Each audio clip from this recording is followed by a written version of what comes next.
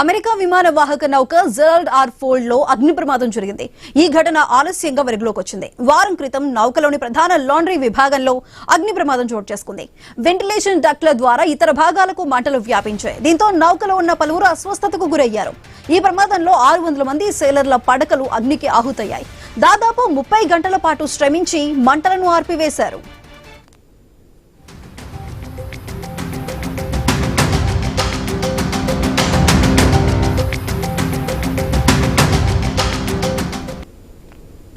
Iran పై కొనసాగిస్తున్న operation లో ఈ నౌక ఎర్ర సముద్రంలో తన వంతు సహకారాన్ని అందిస్తోంది. వారం క్రితం దీంట్లో అగ్ని ప్రమాదం జరిగింది. దాదాపు 30 గంటల పాటు మంటలు ఎగిసిపడ్డాయి. మంటలు వ్యాపించడంతో సైనికులు, నావికులు విషవాయువుల్ని పీల్చి అస్వస్థతకు గురయ్యారు. ఘటన జరిగిన సమయంలో నౌకలో 4500 మంది సిబ్బంది ఉన్నట్లు తెలుస్తోంది.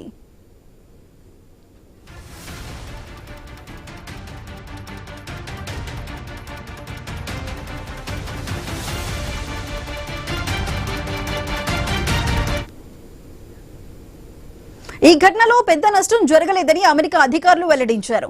విమాన వాహక నౌక పూర్తి స్థాయిలో పనిచేస్తోందన్నారు. అస్వస్థతకు గురైన సిబ్బందికి చికిత్స అందిస్తున్నామని చెప్పారు.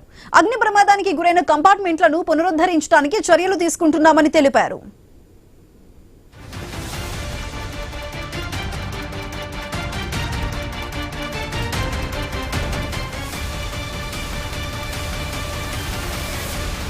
మొదట మధ్యధరా సముద్రంలో జెరాల్డ్ ఆర్ ఫోర్డ్ పనిచేసింది. దీనిని వెనుజులాపై దాడి సమయంలో కరేబియన్ కు మళ్లించారు. ఆ తర్వాత ఇరాన్ తో ఉద్రిక్తతల నేపథ్యంలో పశ్చిమాసియా వైపు తరలించారు. ప్రస్తుతం ఈ నౌక ఎర్ర సముద్రం నుంచి సౌదీ అరేబియాలోని జెడ్డా ఓడరేవు వైపు ప్రయాణిస్తున్నట్లు తెలుస్తోంది. ఎక్కువ కాలం సముద్రంలో మోహరించి ఉండటం వల్ల ఇందులో పలు సాంకేతిక సమస్యలు తలెత్తుతున్నట్లు అధికారులు వెల్లడించారు.